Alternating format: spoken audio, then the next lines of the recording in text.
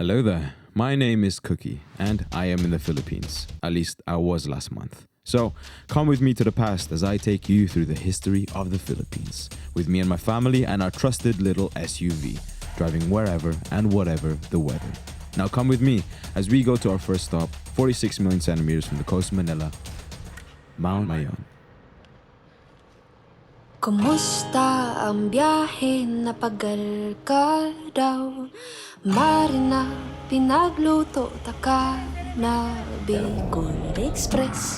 Pansit pa ito, igwang laing na may siling labyo. Ay, labuyo.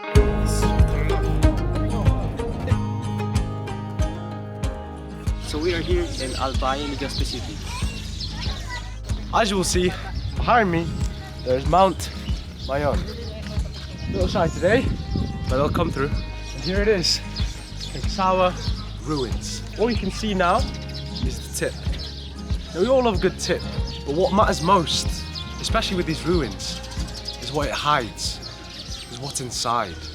Now underneath me is actually a cathedral, the ruins. A whole city, in fact, buried under volcanic ash.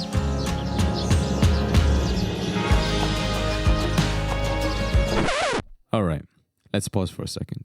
I wanted to make an unserious docu-vid with this one, but because we loved Mount Mayon so much, its history and influence, I guess I'll make it a little serious.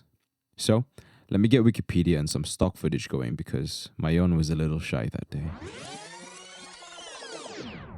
Mount Mayon, also known as Mayon Volcano, Bulkang Mayon, or simply Mayon, is one of the Philippines' most active volcanoes located in the province of Albay in Bicol. Some of my friends are from Bicol and they're known for their spicy dishes. Bicol Express! Anyway, Mayon is often called the most perfect volcano because of its symmetry and perfect cone shape. I mean, look at that. That's exactly how I imagined and drew volcanoes when I was a kid. But when I'm older, I hope to bring my future wife here someday. And tell her that I cannot breathe. Anyway, it was declared a national park on July 20, 1938, making it the first national park in the Philippines. However, it is also considered the most active volcano in the country. With its first historical observation dating back to 1616, Mayon has erupted over 52 times in the past 500 years. In this century alone, Mayon erupted in the years 2000, 2006, 2009, 2014, and 2018, forcing tens of thousands of people in nearby villages to evacuate and resulting in thousands of casualties. It erupted once again earlier this year in February of 2024. The 1814 eruption of Mayon was its most destructive eruption ever. It lasted 6 hours, resulting in the death of over 1,200 people and burying the town of Cagsawa. Which brings us back to our first stop, Cagsawa ruins. The ruins are the remnants of the Cagsawa church built in 1724, caused by the eruption in 1814, which was the strongest eruption ever recorded by the Mayon volcano. It destroyed the church and buried the town of Cagsawa, along with hundreds of its people.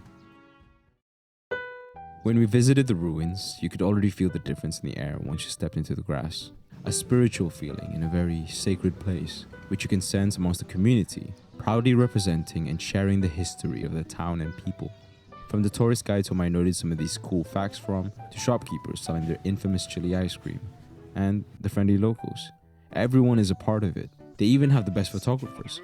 On one hand, you can get some dude with a camera who photoshops Mayon if she's a little shy that day, like we did, all for the price of 500 pesos. On the other hand, there's some local kids playing around who offer to take some photos with your phone that's just as good as the dude with the camera. We gave them 100 pesos each. They seemed so happy and grateful, and I promised I'd put them in the vlog somehow. And so, the ruins are considered to be the most photographed destination in the Philippines of the past years, and is widely celebrated during the week-long Cagsawa festival, which commemorates the eruption that buried the town. Those who survived evacuated to Daraga, a barrio at the time, which is now a first-class municipality and home to the Cagsawa Ruins Park, Mount Mayon, and our next tourist destination, Daraga Church. So ngayon, Nandito po tayo sa Daraga Cathedral.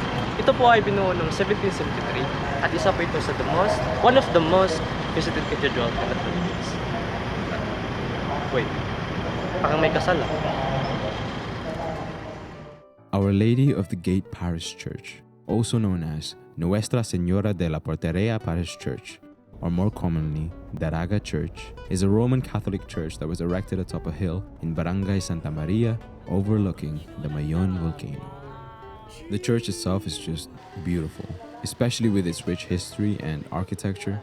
I mean, come on, the walls itself are made out of volcanic rocks. In 2007, the National Museum officially declared it as a national cultural treasure. I also wish to bring the love of my life here someday, pray beside her inside the church, and drink boko juice as the sun sets over the best view of Mayon.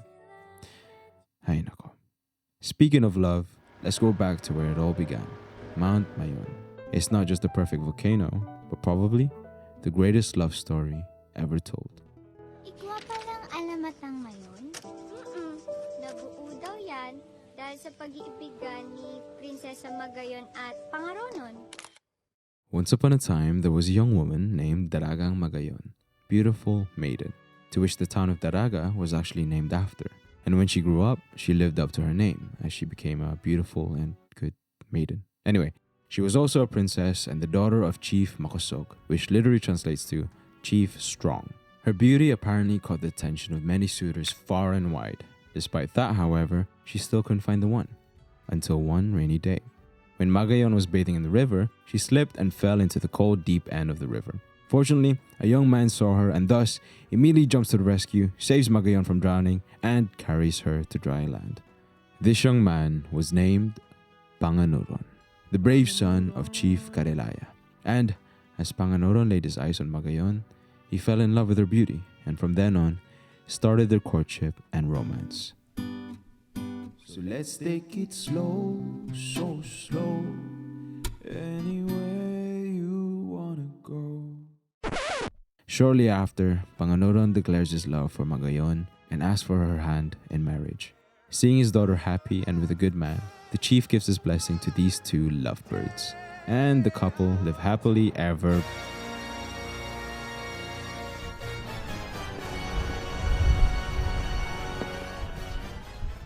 Unfortunately, a former suitor of Magayon named Pagtuga had to go and ruin everything. So, he decides that the most reasonable course of action is to kidnap the chief and as ransom, demand that Magayon marry him instead in exchange for her father's freedom. You can't force love, bro. I mean, come on. Why would he think? Ugh. And so, to save her father, the Honorable Princess Magayon goes to the place of Pagtuga to give herself in. Panganuron hears about the news from his homeland and quickly assembles his warriors to save Magayon and her father. A major war ensues between the two tribes, and in the end, Panganuron prevails and kills Pagtuga. Overjoyed by this victory, Daragang Magayon rushed to embrace her beloved Panganuron. Now, there are some slight variations to this ending, but the one I know is an arrow that was directed at Panganuron found its way through Magayon's back instead. Panganuron wept as he cradled the dying Magayon. As he could only grieve, frozen, knelt down with his heart in his arms. Panganuron was also struck by another of Pagtuga's men. Two lovers in the middle of a battlefield died entwined in each other's arms. When the war ended, the chief brought their dead bodies home and buried his only daughter together with her beloved. Their death was mourned all over the kingdom. But as the days passed, a mysterious mountain grew in the grave where Magayon and Panganuron were put to rest. The birth of Mount Mayon. It is said that when Mayon is about to erupt, Pagtuga is challenging Panganuron, and when Mayon is calm, Panganuron is embracing Magayon. This picture that went viral a couple of years back reminds us of their tale and the moral of their story, that love can conquer all, even in death, and that true love can never really be buried, only planted, which in this story grew into the most beautiful mountain volcano and inspired many hearts to come. And that is why Mount Mayon is probably the greatest love story ever told. Saksi ang mga bituin ng ika'y masalayan at manang